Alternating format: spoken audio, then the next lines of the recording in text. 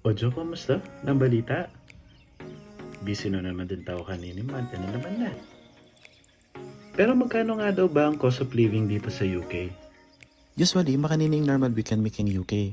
Nagsisimba kami during Sundays, then grocery with the whole family. Napansin nyo ba yung mga puntod sa labas ng church? Yung una nga naming napuntahan na simbahan, mas maraming puntod ang dadaanan bago ka makapasok ng simbahan. Danami, balik kami miyasawa mo. Bala mo talaga sementeryo yung pintalami kaya may ako kami kailang mabilis. Back to the topic na tayo. Maraming mga nagsasabi na malaking sahod dito sa abroad. Yes, triple the basic salary compared sa Pinas. Pero mataas din ang cost of living dito, yung rent ng bahay to be specific. Ang upa namin para sa 3-bedroom apartment is £1,500 or around 100,000 pesos. £270 para sa bills ng kuryente, electricity at gas.